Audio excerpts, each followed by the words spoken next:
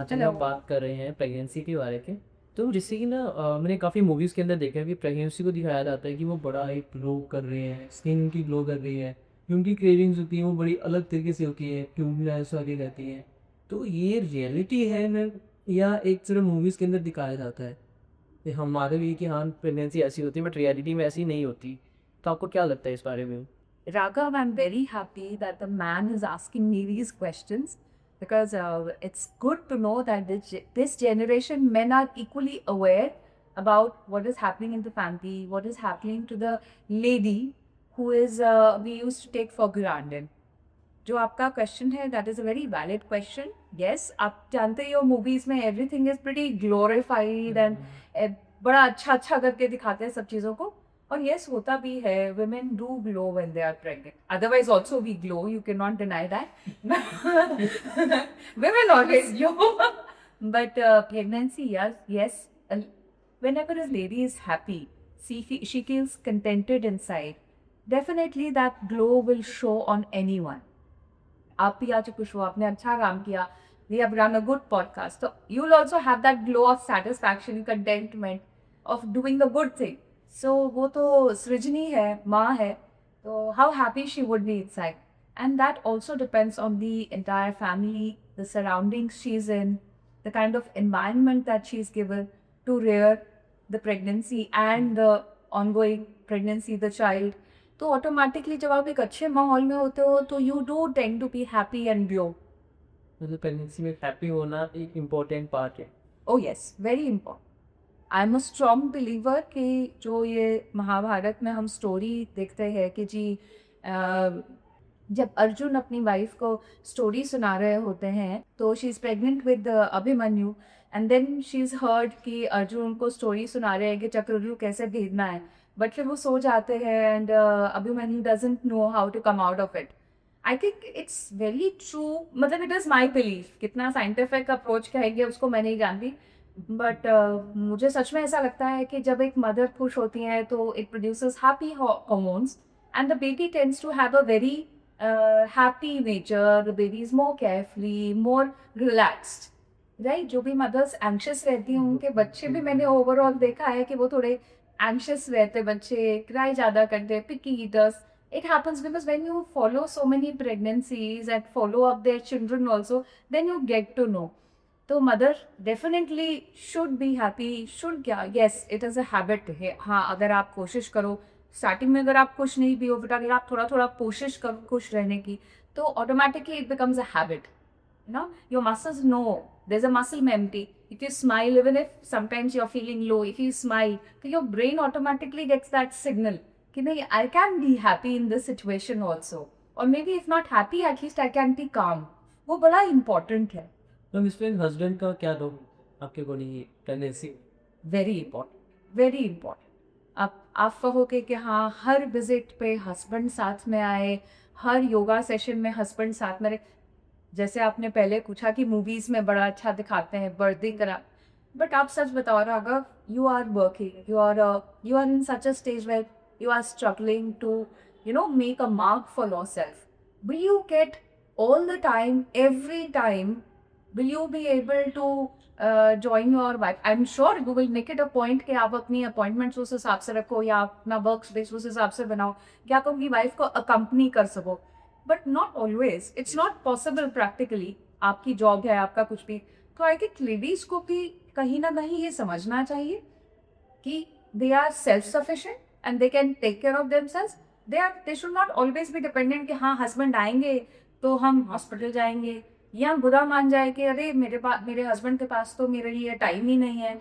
Yes, you can time your visit to your doctor, आप एक appointment ले सकते हो जो आपके टाइम के कन्वीनियंट हो, but so many times it happens that the lady feels कि मुझे, people come in the OPD saying that कि मुझे सुबह से दर्द हो रहा था बट हस्बैंड नहीं थे, अब मैं आई हूँ, तो please look into me, I am really in pain, I am not feeling good. मुझे लगता है थोड़ा सा ना इट इज़ ओवर डिपेंडेंस। पता नहीं, मैं शायद ये कहूँ कि मैं अपने आप को इस मामले में बहुत प्रिविलेज मानती हूँ आज के टाइम में भी, even though it is a basic necessity to know how to drive, it is a basic necessity. मुझे ऐसा लगता है कि आज के टाइम में एक लेडी को ड्राइव करना आना चाहिए, उसको कैब बुक करनी आनी चाहिए, उसको ये कॉन्फिडेंस होनी चाहिए कम से कम कि हाँ यार मैं खुद से जा सकती हूँ, या किसी फैमिली मेम्बर के साथ जाती हूँ, जा सकती हूँ, and I can talk to the doctor. और डॉक्टर्स भी आजकल बहुत ओपन है अपने पेशेंट के साथ, दे आर नॉट लाइक कि बस आप गए हो और कुछ कुछ कुछ, they talk to you, they make you feel comfortable. At least it is always my priority कि मेरा पेशेंट बहुत कंफर्टेबल फील करे, whether with husband or without husband, she is my first priority.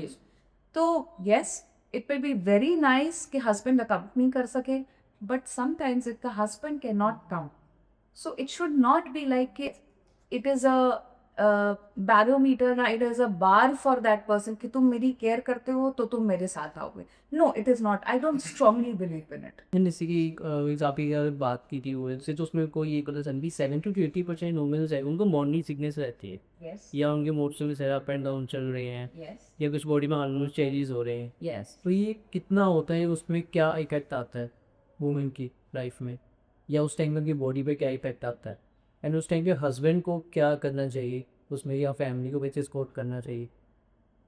I will answer your question in 3 parts. One, जो आपने पूछा कि ये effects आते हैं, येस इट इज़ ट्रू कि definitely there are changes in the body, चाहे physical, चाहे हार्मोनल, चाहे mental, all 3 parameters change. One, physical में तो ऑब्वियसली फिजिकल अपीयरेंस है, वेट गेन है, डिफ़िकल्टीज है, नॉजिया वॉमिटिंग ऑफ प्रेगनेंसी है, and it varies from patient to patient. कोई पेशेंट बहुत कंफर्टेबली अपनी प्रेगनेंसी निकाल लेते हैं, they don't have such effects like बहुत ज़्यादा वॉमिटिंग नहीं होता है, that they feel very comfortable, and this mostly resolves with in first 3 months to 4 months of pregnancy.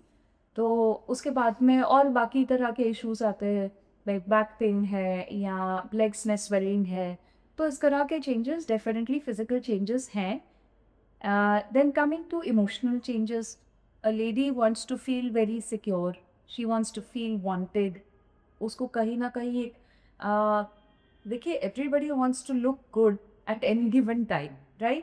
तो हम लोगों के माइंड में क्या रहता है कि हम लोग हमेशा एक पर्टिकुलर फिजिक मेंटेन करें या एक लेवल ऑफ फिटनेस मेंटेन करें, जो प्रेगनेंसी में उस लेवल तक पॉसिबल नहीं हो पाता है.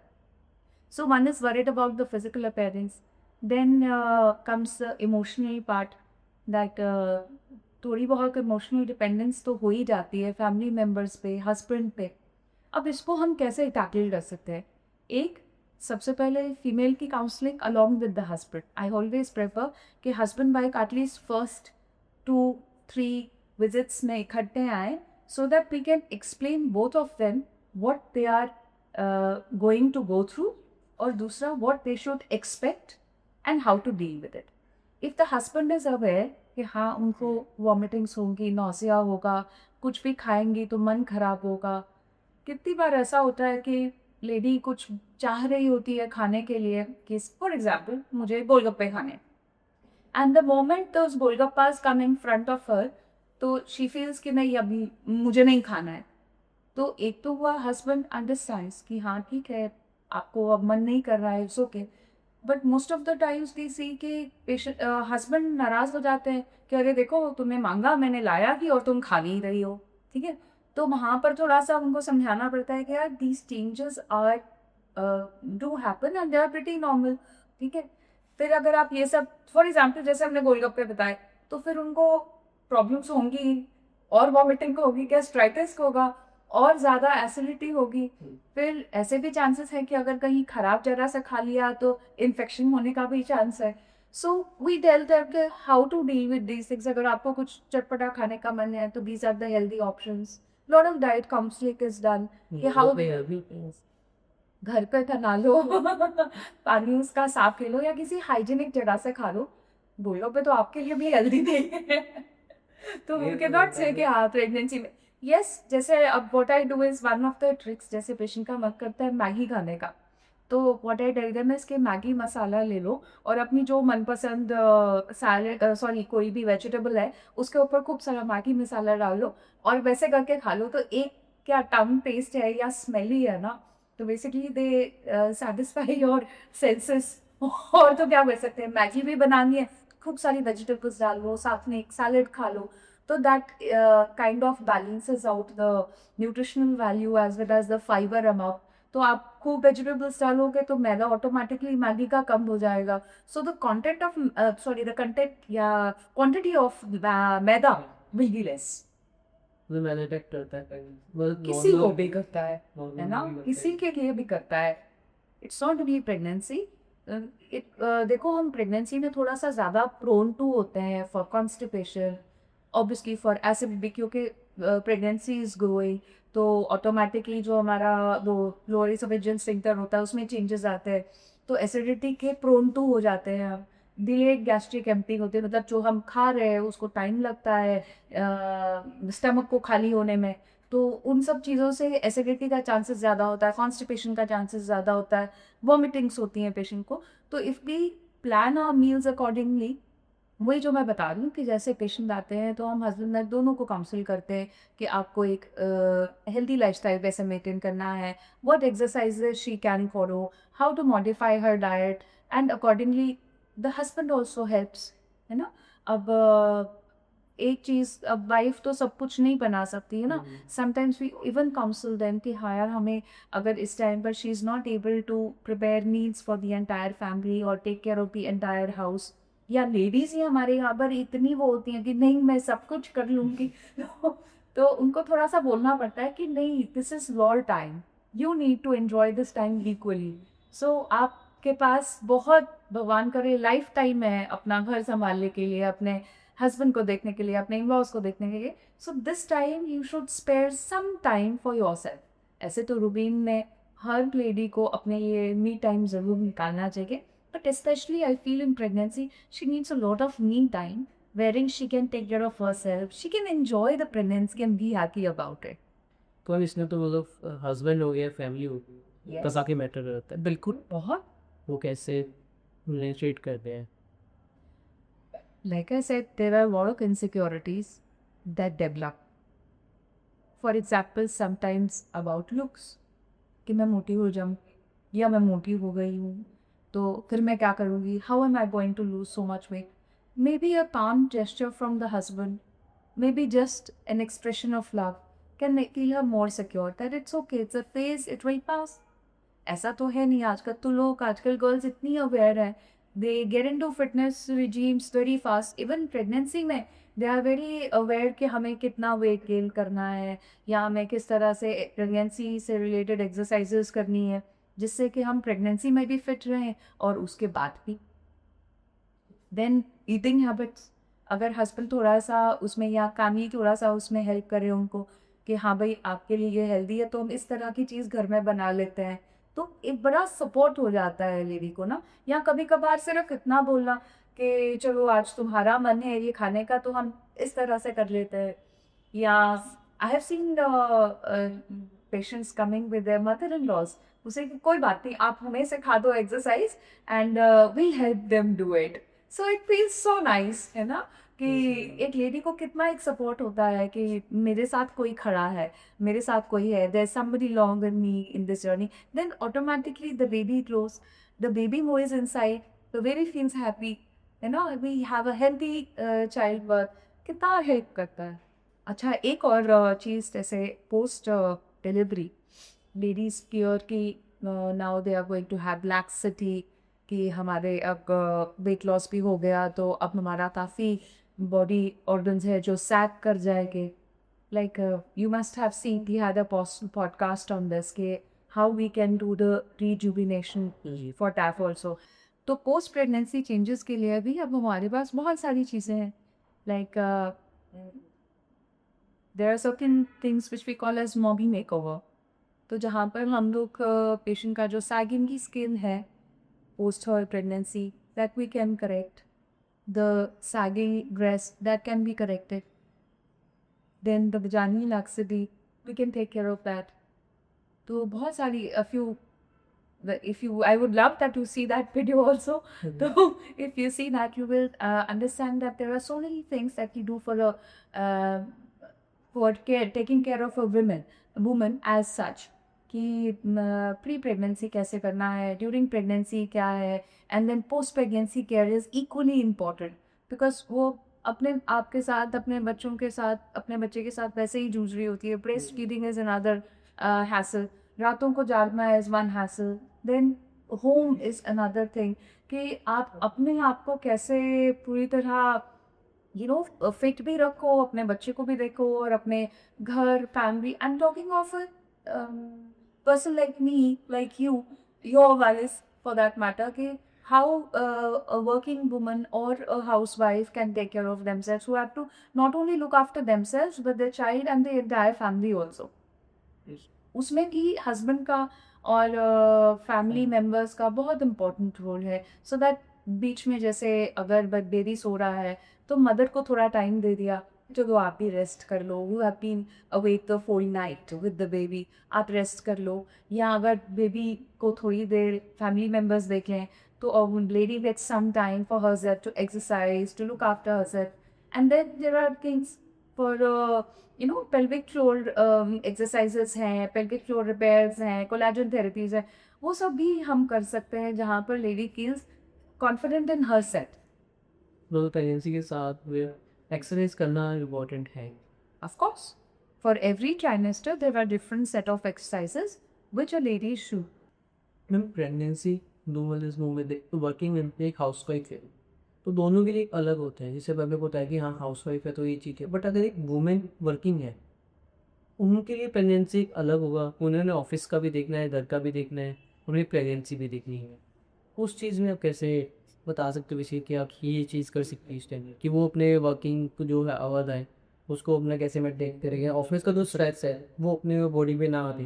प्रेगनेंसी तो प्रेगनेंसी है, चाहे वर्किंग लेडी है या वर्किंग एज ए कि she goes to the office और she is working at home. whenever a patient comes to me और मैं उनसे पूछती हूँ कि आप क्या करते हैं, तो house wife is usually home makers, I like to call them. They usually say कि मैं कुछ नहीं करती, ठीक है. And I have to really pat them and tell them कि यार तुम तो सबसे ज़्यादा काम करती हो, ठीक है. तुम जो लोग ऑफिस जा रहे हैं उनको फिर भी एक ब्रेक मिल जाता है और होम मेकर को तो वो ब्रेक भी नहीं मिलता है. तो देन दे अंडरस्टैंड कि नहीं हाँ मैं तो बहुत काम कर रही हूँ एग्जैक्टली विदाउट सैलरी. तो उसमें मुझे लगता है कि there is nothing like a lady not working. either she will be going to the office wherein she'll be working or she'll be at home which goes sometimes unrecognized and still she's working, है ना.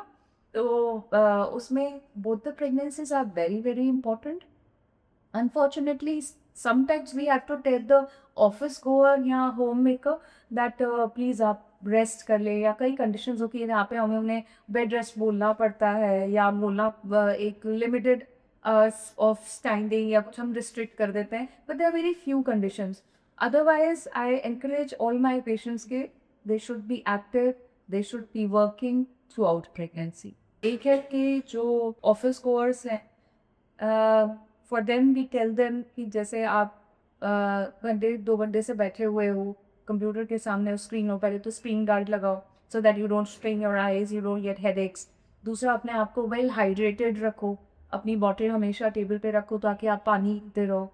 And every 45 minutes to 1 hour आप एक short walk करके आ जाओ, चाहे office के ही floor पे.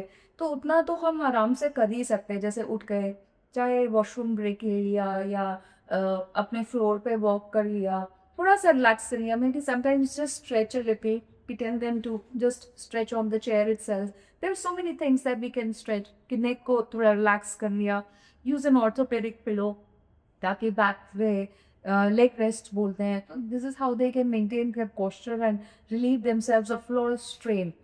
फिर आ गया हमारा कि ऑफिस वर्क में अब जैसे इस मॉर्निंग में जा रहे हैं तो you will have to plan your meals accordingly कि एटलीस्ट आप फ्रूट लेके जा रहे हो, आप एक सैलड लेके जा रहे हो. हाँ इट इज़ थोड़ा सा वर्क फॉर द लेडी कि उनको थोड़ा सा मील प्रेप थोड़ा बड़ा करना पड़ता है because she is not at home. But उसमें अगेन अगर फैमिली मेम्बर्स हेल्प करे, हस्बैंड हेल्प करे तो बड़ा ईजी हो जाता है सब कुछ. Even if she has to do it आके she can take out some time, जब भी उनके पास टाइम रहे तो अपने अगले दिन का उस हिसाब से प्लान कर ले, है ना. और I tell all my patients if you are working at least आप अपना थोड़ा सा जो भी है थोड़ा ज़्यादा whatever you are getting some money ना. No, that will help your child to feed. It will एक फाइनेंशियल अपलिफ्टमेंट या एक फाइनेंशियल स्टेबिलिटी तो बहुत ज़रूरी है ना, इट कीप्स यू गोइंग, है ना। और एक लेडी, नॉट ओनली प्रेग्नेंट, एक लेडी जो भी अर्न कर रही है, या चाहे आप उसको फाइनेंशियल बोल लो, मनी मॉनेटरी अर्निंग बोलो, या आप नॉन मॉनेटरी अर्निंग बोलो, जैसे वो घर में लोगों का ध्यान रख रही है। इंडिया में we do not appreciate ladies who are taking care of their family as much, but ultimately they are taking care। या तो अगर मैं उसको बोलूँ नॉन मॉनेटरी वर्क, वो किसी भी तरह का काम कर रही है बेसिकली, तो एक तरह का सेटिस्फैक्शन रहेगा, है ना। And any sort of work does give you contentment, does give you happiness, चाहे आप घर पे हैं, और अगर वो एक रिकग्नाइज किया जाए, उसको अप्रिशिएट किया जाए, तो शी फील्स मोर हैप्पी। और अगर आप ऑफिस में हैं तो आपको अपने आप में ही एक फीलिंग ऑफ कंटेंटमेंट होती है कि चलो यार, महीने के अंत में मुझे कुछ सैलरी तो मिल रही है। तो accordingly lady feels good about it, and I tell all my people कि आप प्लीज़ काम करो, जब तक कर सकते हो तब तक तो करो, don't be confined to it. जो लेडी होम मेकर है, वो जब घर पे रेस्ट करते हैं या घर का काम करते हैं, तो किसी कोई ना कोई फॉर्म ऑफ फिजिकल एक्टिविटी है, कोई एक्सरसाइज है विच is very important for her. अब मैं ये नहीं कह रही कि बैठ के कपड़े धो या बाल्टियाँ पानी खाओ, ये नहीं। जो भी कॉमन जॉब्स रहते हैं, she can always have a help for जैसे mopping and other things. But जो उनका बेसिक वर्क है, जैसे थोड़ा खाना बना दिया, फैमिली मेम्बर्स को खाना दे दिया, थोड़ा अपने घर में ही देख लिया, डस्टिंग हो गई, बेसिक जॉब्स ना, कि she can do easily, but is important, it is a form of physical activity which is very important in pregnancy. Then जो भी ऑफिस गोअर्स हैं, मैं उन्हें तो यही बोलती हूँ कि भाई कम से कम तो तुम्हें आदत है जाने की ऑफिस रोज। Why do you want to sit at home just because you are pregnant?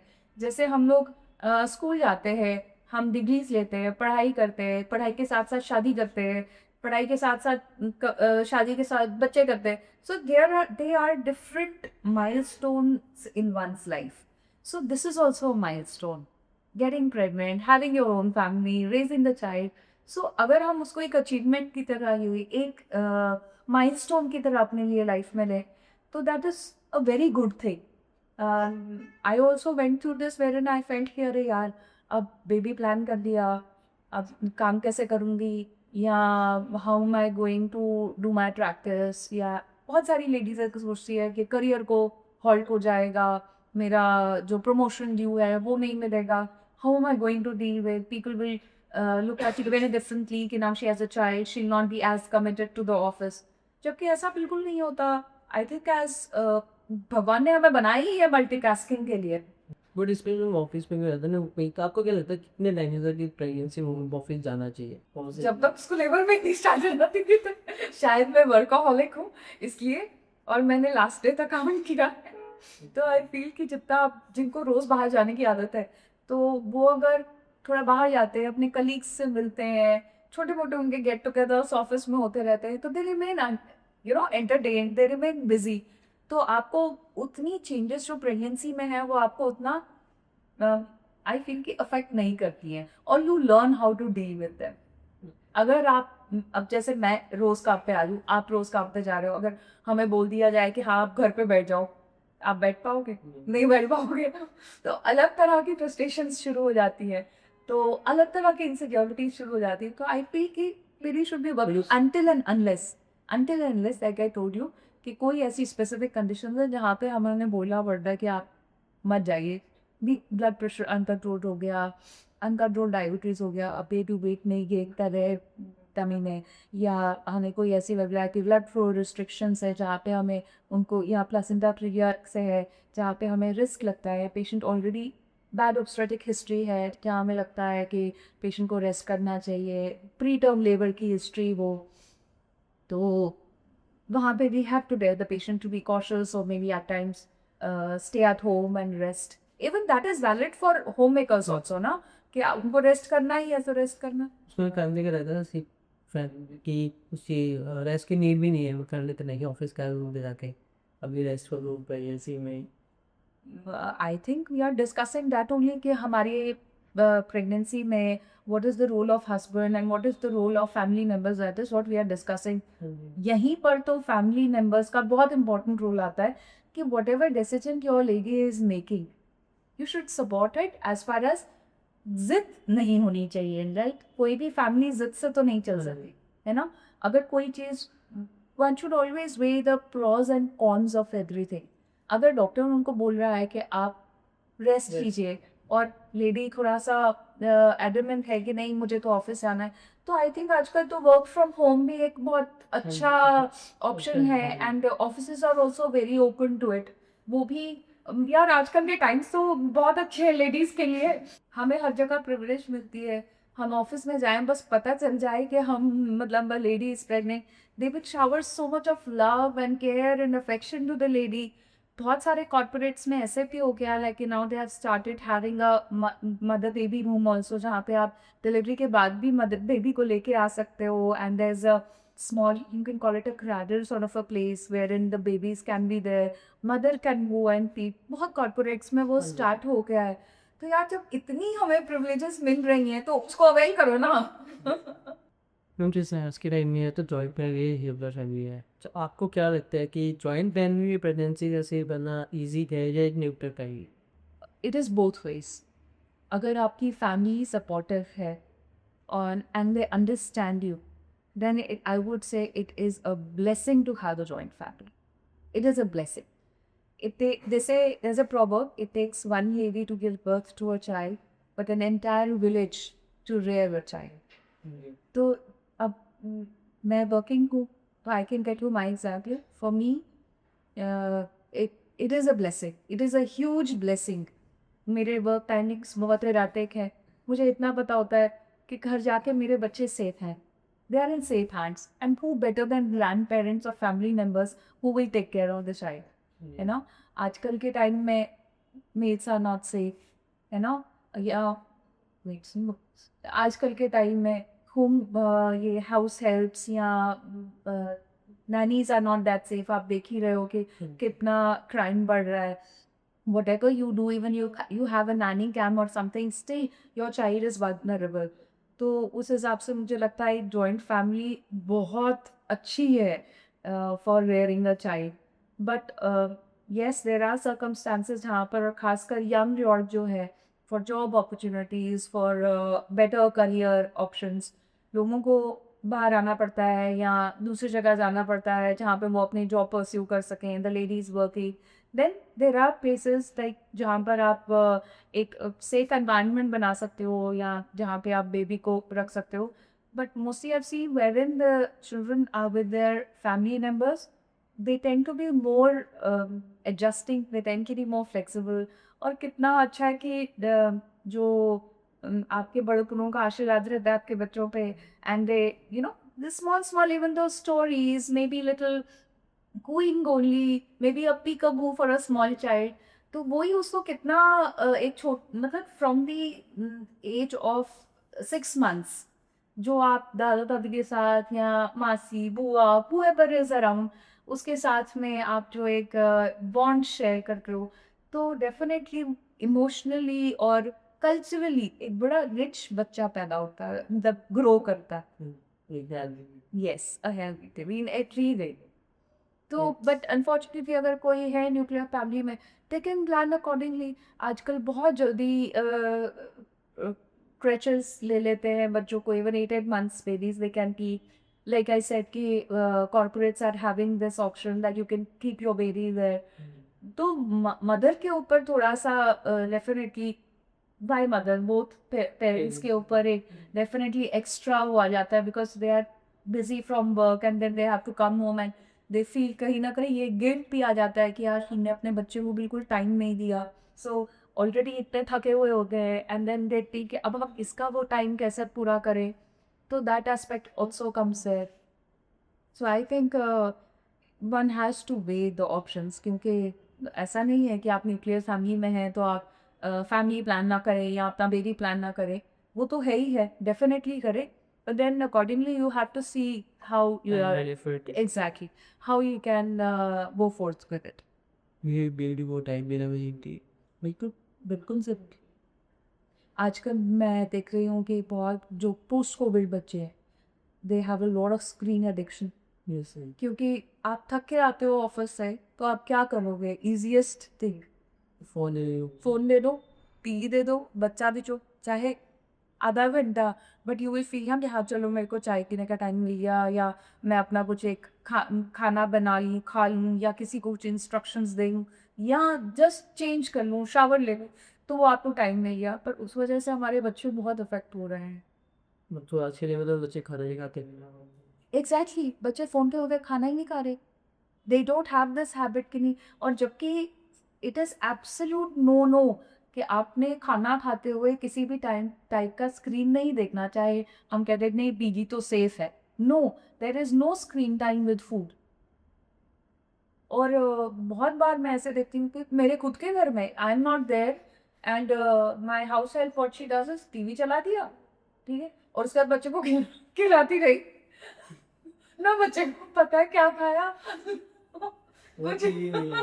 वो टीवी देख रहा है, और गेम क्या आसान है कि टीवी चला दिया, वो एक जगह पे बैठ के हम उसको खिलाते हुए कि जब तक you have to put your foot down कि नहीं, उसको स्क्रीन नहीं दिखाना खाते टाइम, वो खुद खाना खाएगा। They always choose the easier option. तो उसमें क्या ना, अगर वो उस टाइम में बच्चा खाना खा रहा है, वो उसको लग रहा है ही नहीं लगता बॉडी में। देयर वाज अ स्टडी जहाँ पे ये देखा गया कि जो लोग भी खाते हैं विद स्क्रीन, उनका कभी भी सेटाइटी सेंटर जो होता है, मतलब जो उनको कितना खाना है, वो उनको पता नहीं चलता। जब हम मूवी ये देखते हैं थिएटर में, तो वो कितना बड़ा बड़ा हमें टब दे देते हैं पॉपकॉर्न का, and we don't even realise कि by the time it is double, हम पूरा टब खा चुके होते हैं। फिर एक ही करो। रिफिल करो या ना हाँ। करो, but you are done with the whole tub. और अगर मैं आपको ऐसे बिठा दूं कि अब पॉपकॉर्न खाओ, आप कितना ही खा लोगे ना। So the obesity rate has increased. The lack of lethargy rate in children has increased. तो हम लोग obesity trends तो देख ही रहे हैं ना, बच्चों में कितना बढ़ रहा है। तो जब आप टीवी देखते देखते खाओगे, बच्चे क्या हम भी, आज मैं बैठ जाऊँ चिप्स का पैकेट लेके और मैं खा लूँ, तो एक तो मुझे याद भी नहीं रहेगा कि मैं चिप्स खा रही हूँ, क्योंकि मुझे नहीं खाने थे। यहाँ काफ़ी बार देखा गया है कि कहीं पे ना फैमिली प्रेशर काफ़ी ज़्यादा होता है। वो चाहे सपोज लो फैमिली प्रेशर है, तो उस चीज़ में एंजाइटी डिप्रेशन का रिस्क रहता है। Family pressure for what? For having a child? कोई प्रेशर किसी भी चीज़ का, Okay. या कोई एटमोसफेयर ऐसा हो गया है then, तो उसमें क्या रहता है कि हाँ उसमें डिप्रेशन एंजाइटी बढ़ती है प्रेगनेंसी। बहुत बहुत ज़्यादा। The way we are rearing our kids, चाहे गर्ल है चाहे बॉय है, हमने इतना अवेयर तो कर दिया है सोसाइटी, हमने मीन्स कि ऑल टुगेदर सोसाइटी तो इतनी अवेयर हो गई है कि भाई लड़का लड़की एक समान, ठीक है। बट जैसे ही वो लड़की किसी के घर में शादी होके जाती है, is she treated equal? The entire onus of the family within a couple of hours comes on the girl, which is, I don't think so it is there, है ना। अब अगर आज तक तो बेटा कभी उसको नहीं बोला गया कि अच्छा अब तुम्हारी शादी हो गई है तो तुम आप हमारे लिए ब्रेकफास्ट बना। वो लड़की, या तो हम शुरू से उसी एटमॉस्फेयर में रहें कि जहाँ पर हमें, जैसे स्टार्टिंग में वो पुरानी मूवीज में नहीं दिखाते थे, तुम पराया धन हो और तुम्हें दूसरे घर से जाना है ना, खाना बनाना सीखो, 10 लोगों को खाना खिलाओ, कैसे सर्व करना है वो सिखाओ। मुझे लगता है वो भी बहुत ज़रूरी है, one should have this etiquette, but कैसे खिलाना है, कैसे सर्व करना है, कैसे टेबल ले करना है। But I think now we are aware कि boys and girls are learning in equally. जैसे आज से 10 साल पहले, 15 साल पहले अगर आप किसी एक नॉर्मल मीडियोकर फैमिली में बोलते हैं कि मुझे लड़का बोलता मुझे शेफ बनना है, तो उसको खानसामा बोल देते थे कि आपको क्या बावर्ची बनना है, आपको खानसामा बनना है। तो लेडी अगर बोलती थी तो इवन तो उसको प्रोफेशनली इतना वो नहीं मिलता था, तो वो बोलते थे कि हाँ तुमको घर में खाना ही तो बनाना है ना।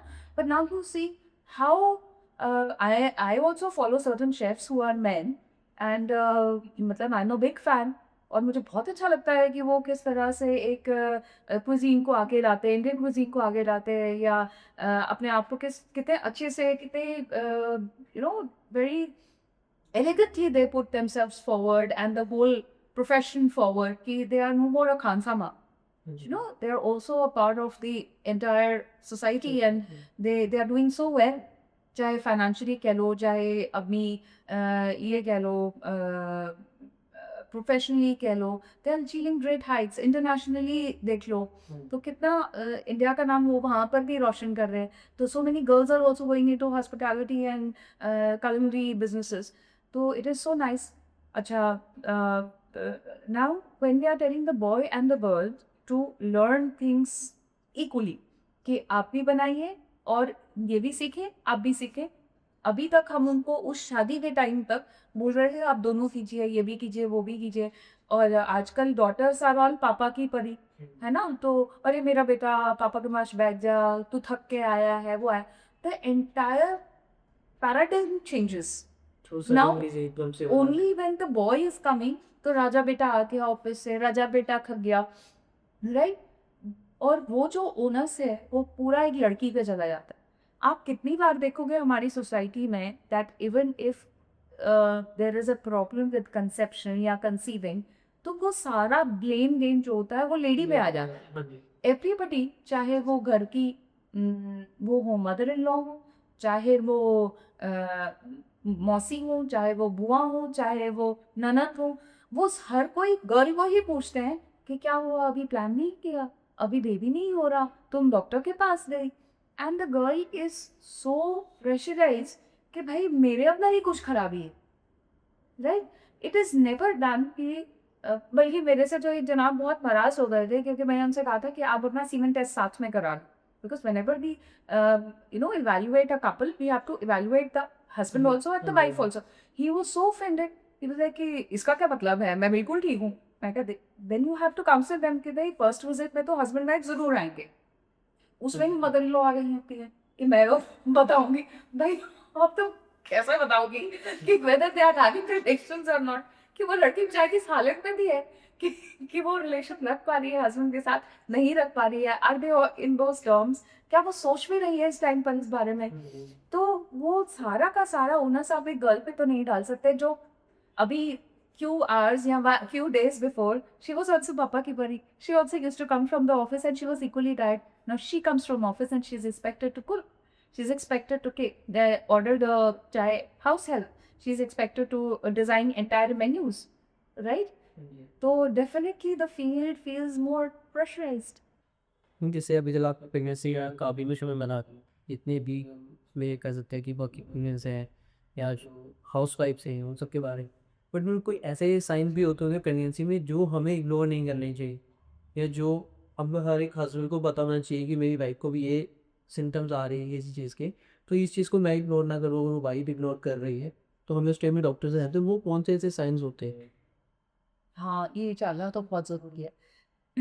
If there is extreme headache या चक्कर, जहाँ पर पेशेंट इज़ लूजिंग कॉन्शियसनेस, कि मतलब चलते चलते या काम करते करते कह ली कि मैं बिल्कुल बेहोश हो गई, थोड़ा बहुत चक्कर तो हम लोग मानते हैं कि आ सकते हैं, या लेथार्जी आ सकती है. थोड़ा जो हम ये देते हैं वॉमिटिंग के लिए मेडिसिन देते हैं, उससे भी पेशेंट कभी कभार बहुत स्नीपी फील करता है. दैट्स ओके एक सर्टन लेवल तक. But if she is having extreme headache which is not getting resolve, then she is having चक्कर और बेहोश हो रही है, they are real warning signs, क्योंकि उसमें वो अपने आप को हार्म करेगी और बेबी को तो हार्म होगा ही होगा, कहीं पे भी गिर सकती है. या देन वॉमिटिंग्स, कि कुछ भी खा रहे हैं बाहर आ रहा है. लोग क्या करते हैं कि सोचते हैं कि चलो वॉमिटिंग है, प्रेगनेंसी में तो नॉर्मल है वॉमिटिंग. देखिए 2-3 बार हो गया ठीक है, 1-2 बार हो गया, वी टेल देम कि मेडिसिन खा ली, मेडिसिन से नहीं ठीक हो रहा है, जो मुंह में ज़्यादा बाहर आ रहा है, तो that is a real warning sign that we sometimes have to admit the patient also. तो ऐसा नहीं होना चाहिए कि अदर वेट गेन नहीं कहीं होगा, पेट में कुछ टिकेगा नहीं तो. बेसिकली वोमिटिंग का बता रहा हूँ कोता तो वही हार्मोनल जो चेंजेस आती हैं बॉडी में, जिस वजह से pregnancy related changes which cause vomiting, which अब नाम बताना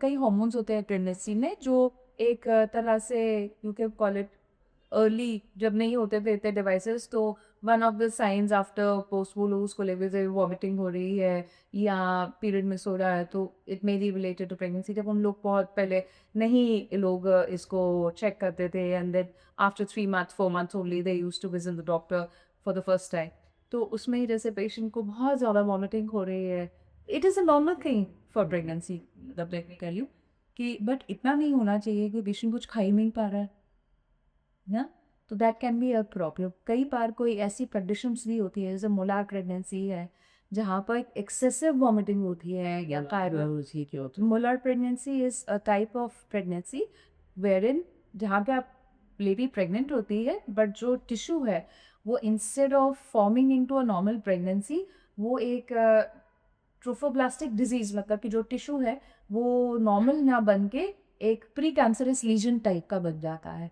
तो उसको एड्रेस करना बहुत ज़रूरी हो जाता है कि क्या प्रेगनेंसी ठीक से ग्रो हो रही है, क्या फिर टेस्ट जो हम करते हैं जैसे थायराइड इज़ वेरी इंपॉर्टेंट, बच्चे के लिए भी माँ के लिए भी। हाई थायराइड नहीं रहता है, टीएसएच हार्मोन अगर हाई रहेगा या टीएसएच हार्मोन अगर बहुत लो रहेगा तो it can lead to problems with the baby. कई बार पेशेंट हाइपोथायराइड होते हैं, उसमें बेबी की ब्रेन डेवलपमेंट में प्रॉब्लम होती है, तो we have to check those things. उसमें भी मोला प्रेगनेंसी में कि थायराइड बहुत ज़्यादा सिक्रेट होता है, तो ये सब, और पेशेंट को एक्सेसिव वॉमिटिंग होती है ट्विन्स में जैसे है, तो वहाँ पर भी patient comes with sometimes excessive vomiting और एक्सेसिव बेल्चिंग, तो इस तरह से पेशेंट आते हैं। So that is also one thing that we need, क्योंकि वॉमिटिंग हो रही है तो कारण क्या है इतना वॉमिटिंग का। कई बार सिंपल नॉर्मली होता है कि पेशेंट को साथ में एसिडिटी बहुत ज़्यादा होती है, कुछ खा नहीं रहे होते, डिहाइड्रेटेड होते हैं, कीटोसिस में चले जाते हैं, तो उस वजह से भी पेशेंट को वॉमिटिंग्स रुकती ही नहीं है, where they need to be admitted also sometimes. Then there are other signs like obviously पेट दर्द हो, that needs to be looked after. चाहे वो simple एक urinary tract infection हो, that can be a reason. Sometimes patients come with constipation, उससे भी पेट दर्द होता है, या प्रेगनेंसी प्रॉब्लम हो, रिलेटेड प्रॉब्लम हो, तो है ही है कि कहीं अबॉर्ट तो नहीं हो रहा है, प्रेगनेंसी तो नहीं खराब हो रही है, but then also patient can come with pain abdomen, so one should definitely look and go to the doctor. Then any sort of discharge, चाहे उसको white discharge है with itchy, that can be infection, चाहे वो को smelly discharge है या बिल्कुल पानी जैसा निकल रहा है, then definitely bleeding है, red, brown, black color, any discharge is a warning sign. She needs to see her doctor. These are very important. अब हम सोचते हैं कि प्रेगनेंसी में कई बार डिस्चार्ज नॉर्मल हो सकता है, बट आपको एक बार ही अपने डॉक्टर को ज़रूर विजिट करना चाहिए, सो दैट अगर कोई डिस्चार्ज, आप घर पे बैठ के नहीं बता सकते whether this is normal or abnormal. Once your doctor examines you, most of the discharges, leukoid, thick, nosy जैसा mucus, तो वो नॉर्मल होते हैं। प्रेगनेंसी में डिस्चार्जेस आते हैं, प्रेगनेंसी में पेशेंट प्रोन होता है टू फंगल इन्फेक्शंस, क्योंकि कंडीशन ऐसी है। But then these infections if they remain, जैसे फंगल इन्फेक्शन है, बैक्टीरियल इन्फेक्शन है, तो अगर वो अनट्रीटेड रहते हैं तो उससे एक तो गॉड फॉरबिड अबॉर्शन का डर रहता है, प्री टर्म डिलीवरी का डर रहता है, देन कंजेनिटल निमोनिया कि बच्चा पेट में ही है और उसको पेट में निमोनिया है, बच्चा इज बोर्न विद निमोनिया। ये काफ़ी ज़्यादा हो रहे थे मार्च में। Yes, yes. So one has to take care of these things. So one of the main reasons for preterm labor is untreated urinary tract infection या untreated vaginal infections.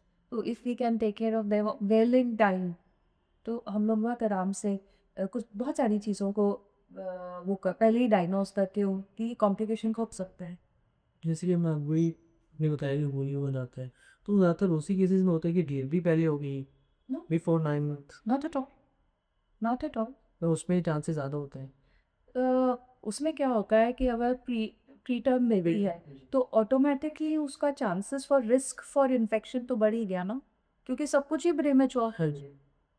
और what I am talking about is चाहे pre term या term, दोनों ही chances में अगर vaginal infection रहेगा या urinary tract infection रहेगा तो बेबी कैन गेट इन्फेक्शंस।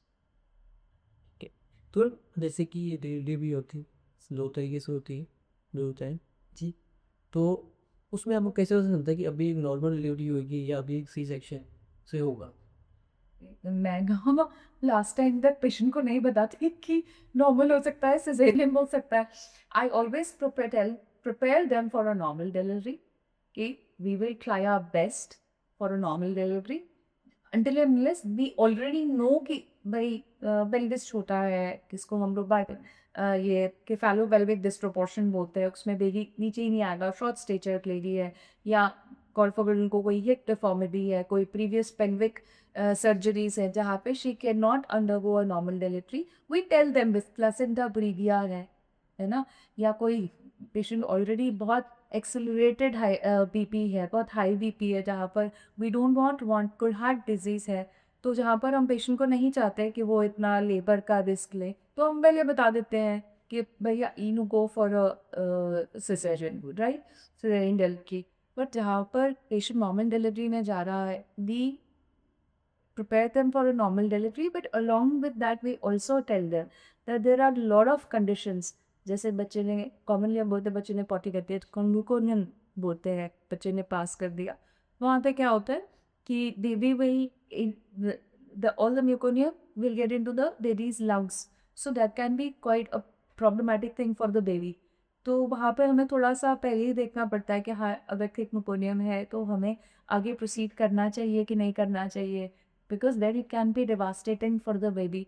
अब हमने बेबी तो नॉर्मल डिलीवरी कर दी और उसके बाद बच्चा वेंटिलेटर पे ही चला जाए, तो that isn't the right thing to do. तो बेबी को भी उतने ही रिस्क बढ़ जाते हैं, सर्वाइवल इवन बिकम्स क्वेश्चनेबल, तो one has to go for a caesarean that type. Then sometimes second stage arrest हो जाता है कि बेबी आते आते आते भी वहाँ पे अरेस्ट हो गए, मतलब नीचे ही नहीं आ रहा है, इधर ही नहीं नीचे आ रहा है, patient is labouring for hours and hours but head is not coming down, non descent हो गया, तो वहाँ पर we have to go for a caesarean.